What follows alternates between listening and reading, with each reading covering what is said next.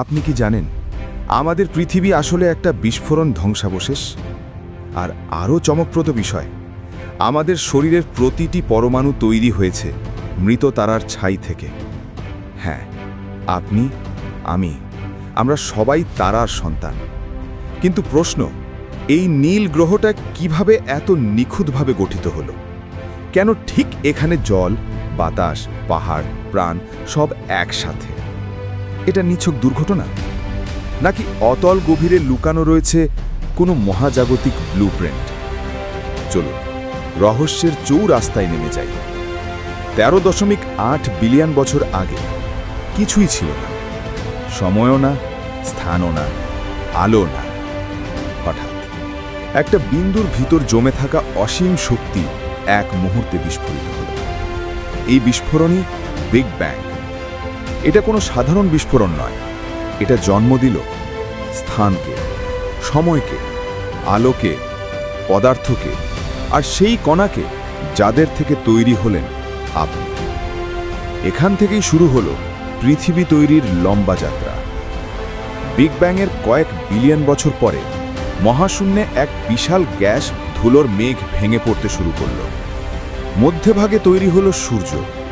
এর বাইরের অংশ ঘূর্ণায়মান বৃত্তের মতো চক্কর দিতে লাগল, এবং সেই ঘূর্ণায়মান ধুলোর চাকায় ছোট ছোট কণা এক একে ধাক্কা খেয়ে জোড়া রাখল, গরম হলো, গলল, ঠান্ডা হলো, এবং একসময় তৈরি হলো তৃতীয় গ্রহ, পৃথিবী।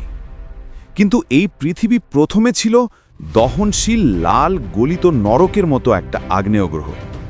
এটা আমরা এখন দেখি এমন নীল সবুজ স্বর্গ ছিল না, ছিল জ্বলন্ত লাভার আগুনের দুনিয়া। 6000 কিলোমিটার ব্যাসের আগুনের গোলা তখনও নরকের মতো জ্বলছে।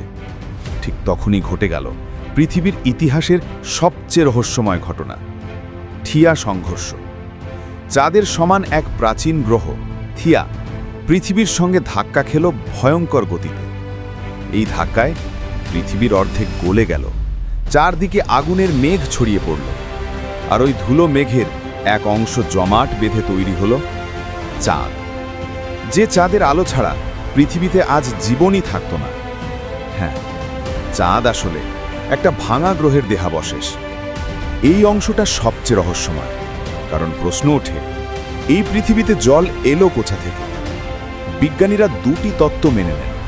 তত্ত্ব এক, উল্কাপিণ্ড জলের বাহক। বরফে ভর্তি উল্কাপিণ্ড কোটি কোটি বছর ধরে পৃথিবীকে আঘাত করছিল। তাদের বরফ গলে তৈরি হলো প্রথম সমুদ্র। তত্ত্ব দুই, পৃথিবীর ভেতরেই জল ছিল। পৃথিবীর ম্যান্টেলের গভীরে আটকে থাকা হাইড্রোজেন ও অক্সিজেন মিলেই নাকি গঠিত হয় প্রথম জলীয় বাষ্প। আপনি যেটাই বিশ্বাস করুন, সত্য হলো জল আসার পরেই পৃথিবী বাঁচল আর জীবন জন্ম নিল। প্রথম সমুদ্র তখন অন্ধকার, গরম, রাসায়নিক ভরা। এই নোনা জলে কোথা থেকে যেন জন্ম নিল সিঙ্গল সেলড লাইফ। এরা ছিল অদ্ভুত, ক্ষুদ্র, অথচ আশ্চর্যস্থায়ী। কিন্তু এখানেই সবচেয়ে বড় রহস্য, কেন বা কিভাবে জড় পদার্থ হঠাৎ জীবিত হলো কিভাবে? এই প্রশ্ন আজও অমীমাংসিত। বিজ্ঞানীরা বলেন, জীবন যতটা বৈজ্ঞানিক, তার জন্ম ততটাই রহস্যময়। প্রথম জীবেরা সমুদ্রের জলে জন্ম নিলেও তাদের সবচেয়ে বড় আবিষ্কার ছিল ফটোসিনথেসিস। ওরা আলো থেকে শক্তি বানাতে শিখল, এবং ফল হিসেবে পৃথিবী ভর্তি হয়ে গেল অক্সিজেনে। অক্সিজেন বাড়তেই পৃথিবী বদলে যেতে লাগল।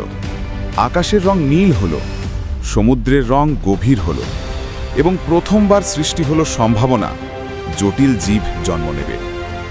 কোটি কোটি বছর পর সমুদ্রের বুকে জন্ম নিল মাছ, পাখি, সরীসৃপ, ডাইনোসর, স্তন্যপায়ী, এবং অবশেষে মানুষ। একটা ক্ষুদ্র নীল গ্রহে এমন জটিল মস্তিষ্কের প্রাণী জন্ম নেবে, এটাই সবচেয়ে বড় মহাজাগতিক আশ্চর্য।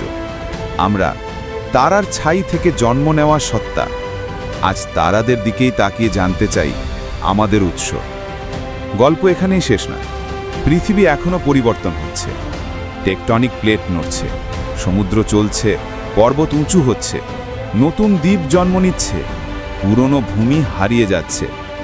পৃথিবী একটা জীবন্ত গ্রহ এবং আমরা এর হৃৎস্পন্দনের অংশ। শেষ প্রশ্ন, এই সব কিছু কি নিছক কাকতালীয়, নাকি কোনো অদৃশ্য নিয়ম আমাদের অস্তিত্বকে সাজিয়ে দিয়েছে? পৃথিবী সৃষ্টির রহস্য আজও পুরোপুরি সমাধান হয়নি, আর আমরা যত জ্ঞান অর্জন করছি রহস্য তত গভীর হচ্ছে। কারণ মনে রাখবেন, পৃথিবীর গল্প মানে বাঁচার গল্প, বাঁচার গল্প মানেই অসীম রহস্য।